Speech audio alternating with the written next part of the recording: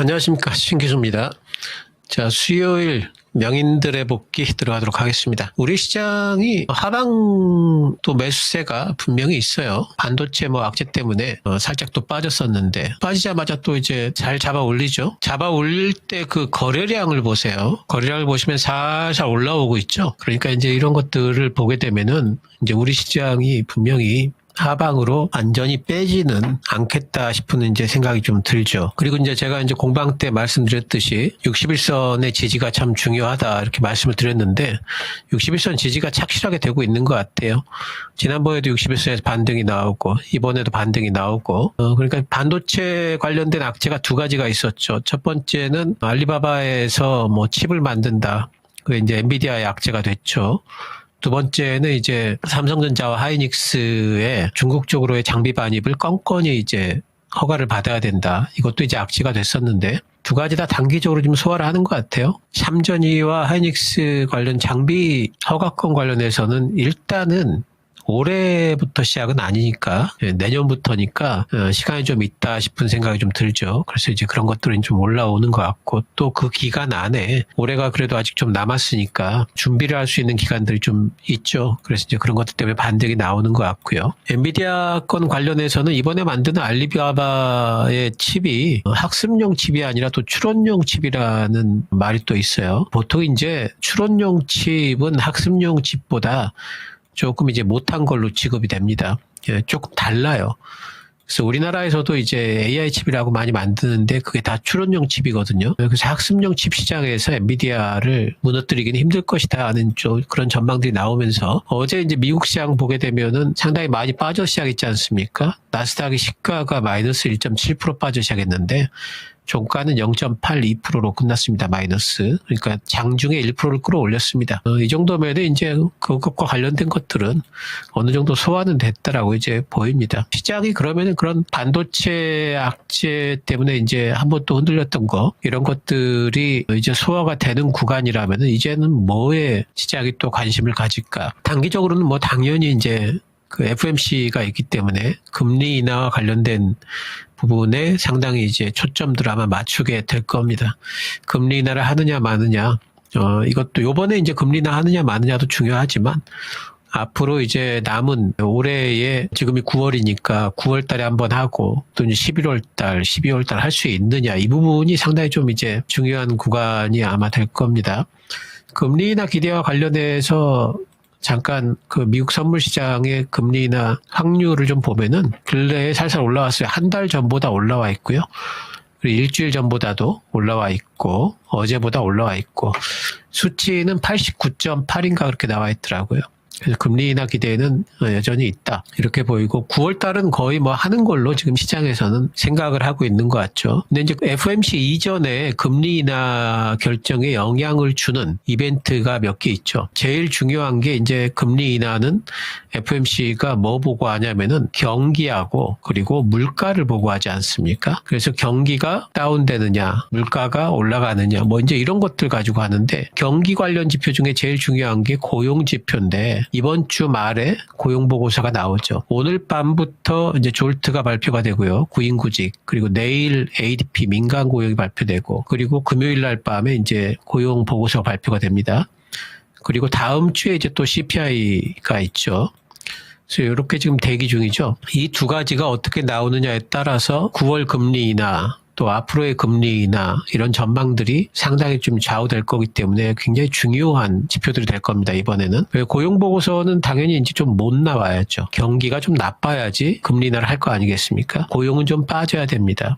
어제 나왔던 ISM 지표를 보게 되면은 경기는 분명히 둔화되고 있는 것 같아요. 그래서 고용 쪽은 아무래도 적어도 전망치가 지금 7만 3천 정도 지금 전망으로 돼 있는데 이 정도는 될 것 같아요. 고용 쪽이 분명히 좀 나쁘게 나올 거기 때문에 좀 빠지고 있다로 나올 거기 때문에 시장은 이런 것들을 타면서 반등이 좀 나올 겁니다. CPI는 어떻게 나올 것인가 이게 약간 조금 의문스럽긴 하지만 CPI도 확 올라가지는 않을 것 같아요. 그냥 대충 오늘 올라가는 정도가 아니까 CPI 영향을 많이 주는 것 중에 하나가 이제 유가 아니겠습니까? 근데 유가를 보시면은 유가 차트를 보면은 크게 8월 달에 반등이 안 나왔죠. 오히려 8월 초에 비하면은 유가가 조금 잠잠했다가 이제 조금 반등이 나올랑 말랑 합니다. 그렇기 때문에 이번 CPI가 그렇게 크게 반등이 나왔을 것 같진 않아요. 그래서 이런 것들을 타면서 어쨌든 이제 9월 17일 날 금리 결정이 있는데 그때까지는 시장이 반등이 나오지 않을까 생각을 하고 있고, 또 제가 이제 우리 시장의 중요한 기술적인 선들을 좀 그어드린 적이 있죠. 코스피를 보면은 이렇게 긋는다고 그랬죠. 지난번에 여기를 넘었어야 되는데 요날 넘었어야 되는데 못 넘었죠. 넘는 시가에서 넘는 듯 하다가 결국 무너져 내렸습니다. 그리고 다시 빠졌다가 지금 올라오는 구간에서 지금 오늘 머리를 살짝 들고 있습니다. 내일까지도 올라가 준다면은 아마도 우리 시장은 3,260, 70 정도까지는 반등이 나올 수가 있게 될 겁니다. 기세만으로도. 그래서 지금 시장은 반등을 준비 중이니까 지금 이제 반등 준비를 좀 해야 되겠고, 제가 이제 또 공방에서 말씀드린 내용들, 이번 반등 시에 유념해야 될 것들 몇 가지 말씀을 드렸죠. 이번 반등 시에 혹시라도 물가가 높게 나오는지, 그리고 또 스태그플레이션, S의 공포라는 단어가 또 나오지 않는지, 이런 것들을 체크를 해야 된다, 이렇게 말씀을 좀 드렸습니다. 그래서 이번 반등 시에 그런 체크 포인트들 체크해 보시면서 대응을 좀 해보시면 될 것 같습니다. 자, 오늘 특징주들 잠깐 살펴보면은요, 오늘 이제 반도체가 삼성전자가 연 이틀째 지금 반등이 나왔습니다. 반도체는 가령 이제 미국의 엔비디아라든가 이런 반도체들 관련주들이 좀 빠진다 할지라도 우리 시장의 반도체는 그래도 그때 잠깐 흔들렸다 또 갈 수가 있습니다. 왜냐면은 미국하고 우리나라는 반도체가 지금 위치가 달라요. 우리나라는 엔비디아 잘 갈 때 삼성전자를 비롯한 다른 반도체 소부장들 다 같이 이렇게 주가가 하락을 했었습니다. 그리고 실적도 보면은 지금 우리나라 반도체 실적은 이 주가랑 똑같이 빠졌다가 이제 반등이 나오는 초반이죠. 삼성전자는 2분기 때 실적 저점으로 보고 있고 3분기 때부터 반등이 나올 걸로 보고 있습니다. 그래서 아직까지 반등이 나올 폭이 있다는 거죠. 내년 상반기까지는 계속 실적이 좋아질 걸로 봅니다. 그렇기 때문에 우리나라 반도체는 엔비디아가 흔들린다 할지라도 그렇게 크게 영향을 받지 않을 겁니다. 또 한 가지, 엔비디아가 그러면 실제로 정말 흔들릴까? 엔비디아 볼까요? 엔비디아를 보시면은 이렇게 좀 흔들렸습니다. 이번 알리바바 건으로. 그래서 엔비디아가 왜 이렇게 흔들리느냐? 그러면은 사실 가격이 많이 올라왔어요. 지난 4월달 저점에 비해서 2배가 넘게 올라왔습니다. 110%가 올라왔다가 지금 잠깐 좀 쉬는 거예요. 가격 부담이 분명히 있긴 있어요. 그래서 이제 좀 쉰다 이렇게 생각을 좀 하시면 되는데, 엔비디아 실적도요 계속 이렇게 좋았습니다. 이렇게 좋다가 이렇게 완만해지긴 할지언정 실적이 이렇게 꺾이지는 않습니다. 그렇기 때문에 엔비디아도 주가가 꺾일 일이 없어요. 그러니까 엔비디아 실적이 이렇게 좋다가 이렇게 완만해진다면은 그러면은 엔비디아 주가는 최소한 박스권입니다. 그러니까 이렇게 왔다 갔다 할지언정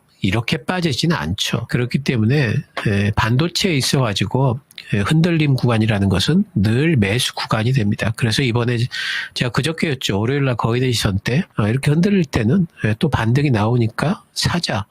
그리고 반도체 때문에 흔들려다 하면은 반도체는 반등이 나올 거기 때문에 다른 종목들 같이 흔들렸을 때 또 매수 구간이다 말씀을 드렸던 거죠. 그래서 반도체와 관련해 가지고는 그렇게 좀 믿어도 된다 보시고요. 삼성전자는 이제 힘을 좀 모았고요. 지수랑 비슷하죠. 위쪽에 지붕이 생겼습니다. 요거 돌파하게 되면은 또 한 차례 8만 원 구간까지 다시 한번 삼성전자는 트라이를 하게 될 테니까 요거 넘는지 요선 이 지붕을 넘는지를 잘 보면 될 것 같습니다. 그리고 애플 관련주들이 오늘 이제 움직였는데 요즘에 이제 조금씩 움직이죠. 9월 달에 신규 폰 나온다고 그러고요. 제가 이제 말씀드리는 거는 애플 관련주 중에서 폴더블 폰 관련주들을 그렇게 계속 말씀을 드렸죠. 오늘 보면 파이nem텍이 신고가를 썼습니다. 계속 말씀드렸던 종목이죠. 파이nem텍이냐 KH바텍이냐 했을 때 저는 파이nem텍이라고 말씀을 드렸죠. KH바텍도 나쁘지 않지만 기왕이면 대장주를 해야죠. 그리고 덕산 네오룩스와 BH도 잘 가고 있습니다.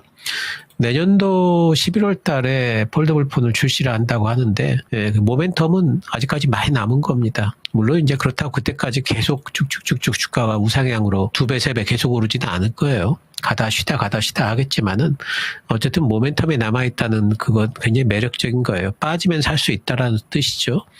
그래서 세 종목 제가 말씀드렸습니다.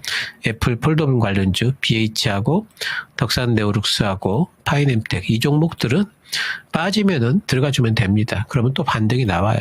그리고 조금 장대 양봉이 나올 때 좀 비중 좀 줄여주고 이런 식으로 내년까지 계속해서 매매를 할 수 있는 종목들이니까 이렇게 오늘처럼 이렇게 올라갈 때 잡지 마시고요. 제발 제가 말씀드리는 강조분 늘 말씀드리지 않습니까? 강한 종목이 보이면은 킵 일단 관심 종목에 넣어놓고요.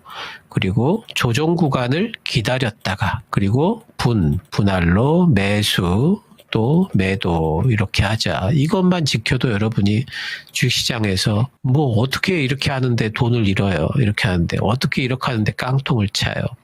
그럴 일이 없어요. 여러분들이 주식시장에서는 살아남는 게 돈 번 겁니다. 돈 번 사람들이 살아남지 손실을 계속 난 사람들이 어떻게 살아남아요? 이것만 해도 여러분들이 돈 벌어요. 예, 절대 잊지 마시고 오늘처럼 이렇게 올라갈 때는 잘 봐놓고 그리고 이렇게 빠질 때 지난번에도 제가 이렇게 올라가고 이렇게 빠지는 구간에서 계속 말씀을 드렸잖아요. 이런 데서는 또 무서워서 못 사거든요. 무서우니까 어떻게 해요? 한 번에 덥석 사지 말고 분할로 사시면은 절대 문제가 없죠. 그리고 내일쯤 이거 가지고 계신 분들은 내일쯤 해가지고 더 올라가면은 조금 비중 좀 줄였다가 또 조정 들어오면 또 사고 이렇게 해주면 좋겠죠. 자, 전력기기 관련주들 중에서 LS 일렉트릭이 오늘 어디에 납품한다. 미국의 유력한 데이터 센터 납품한다. 그러면 올라왔습니다.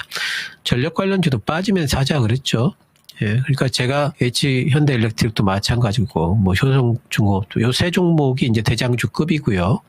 그리고 거기에다 한 종목 정도 좀 작은 종목 말씀드리면 산일전기 같은 거 실적이 좀 좋죠. 또 관세에서 조금 벗어나 있는 종목입니다. 그래서 이런 종목들로 하셔가지고 전력 관련주들도 빠지면 사면 되죠. 왜? 모멘텀은 살아있으니까. 모멘텀이 살아있기 때문에 꺾이지는 않는다. 그렇다면은 빠지면 사면 또 반등 나오겠구나 이렇게 하는 겁니다. 그래서 전력 관련주들도 앞으로 몇 년 동안은 데이터 센터 관련해 가지고 모멘텀이 계속 살아 있어요. 그렇기 때문에 이쪽도 계속 계약 공시가 아마 또 나오게 될 겁니다. 빠지면 사고 아직까지는 그래도 덜 반등이 나왔죠. LS 일렉트릭도. 조금은 더 나올 것 같으니까 뭐 지금도 뭐 괜찮은 걸로 보이네요. 자, 그리고 오늘 또 움직인 애들이 카지노가 또 움직였죠. 제가 카지노 관련주들은 계속 말씀을 드렸습니다. 지난번에 여기서부터 말씀을 드렸죠. 여기서부터 파라다이스 나오기 전에 말씀을 드렸고요. 지금도 더 갈 수 있지 않을까 생각을 하고 있어요. 왜냐하면은 이제서 중국인 단체 관광이 시작되는 초반이고요. 그리고 이번에 10월 1일 날 국경절이 있는데 올해는 아마 8일간 연휴인 것 같아요. 그때 이제 아마 중국 관광객도 또 많이 오겠죠. 그러니까 여행지들도 또 움직일 겁니다. 움직이는 초반이니까 지금은 들어갈 만합니다. 롯데관광개발도 움직이는 초반이니까. 그리고 이번에 국경절 때 반짝 수요가 있다가 끝 이럴 것 같지 않고요. 이번 국경절을 계기로 해서 물꼬가 좀 트이고 그리고 하반기 내내 그리고 겨울이 되면은 아마 중국 관광객들이 더 올 걸로 봐요. 무더운 여름보다는. 그래서 카지노 쪽 관련주들은 더 갈 폭이 있다라고 봅니다. 그래서 여행주는 이번 국경절 이슈로 보시고요. 조금 이거는 이제 단기 이슈로 좀 보시고 카지노 관련주들은 조금 더 4분기까지 가져갈 수 있다 이렇게 생각을 하셔도 될 것 같습니다. 그리고 오늘 이제 원전주들이 움직였죠. 투자에너빌리티도 또 이제 반등이 나왔고 뭐 한전기술 같은 애들 뭐 이제 바닥은 잡고 있고 이런데 원전주는 지난번에 이제 미국하고 계약 부분에 있어가지고 상당히 좀 불리한 계약을 했다 뭐 이런 것들 때문에 혹 내려왔다가 아니다 미국하고 사업하면은 다 괜찮아진다 하면서 올라왔었죠. 제가 이때 그렇더라도 일단 매도하자 말씀을 좀 드렸었습니다. 왜냐면은 그 불확실성이 어떤 방식으로 풀릴지가 이게 사실 그게 더 불확실해요. 그러니까 실제로 지금 제일 좋은 시나리오를 얘기를 한 거거든요. 미국하고 뭐 합작을 해가지고 그다음에 뭐 계약 조건도 서로 바꾸고 뭐 이런 여러 가지 것들이 오히려 뭐 미국을 앞장세워가지고 뭐 유럽을 공략할 수 있다 이런 너무 좋은 얘기들로만 도배를 하면서 지금 여기 올라왔던 건데 그 자체가 실제로 그렇게 될지 안 될지에 대해서 좀 불확실합니다. 그래서 저는 이제 투자에너빌리티는 요번에도 반등 나오면은 일단 좀 비중을 좀 줄이든지 매도를 해놓고 그리고 주가도 많이 올라왔지 않습니까? 그래서 여기서 7만 원 뚫고 올라가봤자 여기서 얼마나 갈까 싶은 생각이 좀 있어요. 그래서 요번에 반등이 나오면은 이제 두산 매너빌리티는 비중 축소 이상 해놓고 나서 조금 더 지켜봐야 되겠다. 그리고 한창 빠지든지 아니면 정말 미국하고의 뭔가가 시작이 되든지 하는 확실한 건이 생기든지 이럴 때 다시 공략하는 게 어떨까. 이제 원전 부분은 가격적으로 많이 올라왔고 모멘텀이 조금 낌표보다는 물음표 쪽이 조금 더 많아지고 있다. 이렇게 좀 보입니다. 그리고 바이오주들 요즘에 이제 반등이 나오고 있죠. 바이오는 제가 이제 금리 인하 모멘텀이 생기게 되면 바이오 올라간다 말씀드렸죠. 지금 이제 바이오는 조금 더 갈 것 같아요.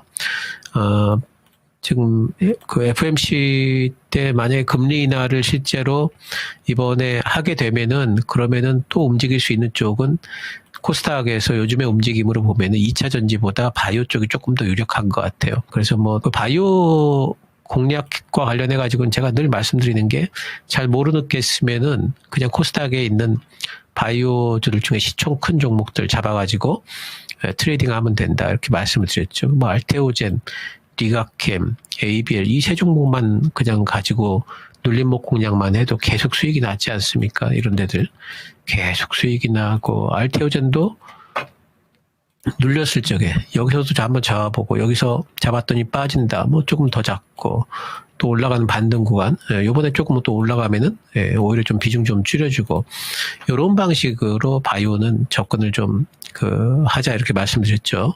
계속 유효하고요.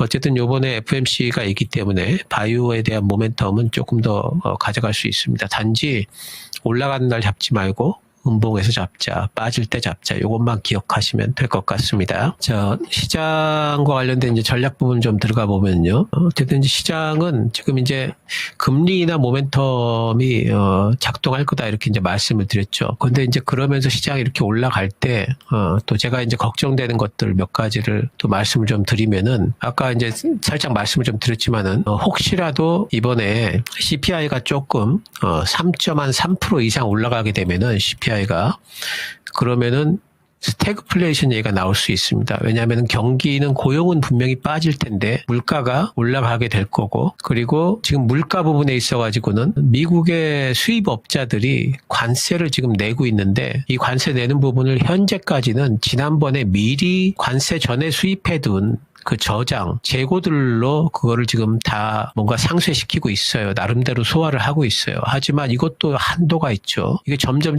그 재고는 줄고 이제는 관세가 붙어서 수입해온 재료들이, 원자재들이 쌓일 거 아니겠습니까? 그러면 이거 가격을 안 올릴 수가 없죠. 가격은 꼭 올리게 돼 있습니다. 미국은. 가격은 올릴 수밖에 없는 환경이고 그렇다면은 물가는 더 올라갈 수밖에 없습니다. 이게 이번 달부터 물가에 확 반영이 될지 아니면 다음 달부터 확 반영이 될지 적어도 이번 달 아니면 다음 달이라고 생각을 해요. 그리고 이런 것들이 이제 올라가기 시작하면은 미국은 스태그플레이션 얘기가 안 나올 수가 없어요. 이거는 언제 나오느냐의 차이일 뿐이지 이 단어는 꼭 나오게 돼 있습니다. 그래서 혹시라도 요번에 9월 FMC를 전후해서 그 단어가 나올 수가 있다라고 생각을 해요. 안 나오면 다행이고 그래서 그런 부분들을 우리가 염두에 좀 둬야 된다. 파월이 9월 달에 금리 인하를 해놓고 파월의 연설에서 추가 금리 인하에 대해서 신중론을 펴게 된다면은 시장이 어떻게 반응할지 이 부분에 대해서 우리가 좀 봐야 될 것 같아요. 생각을 좀 해봐야 됩니다. 그래서 요번에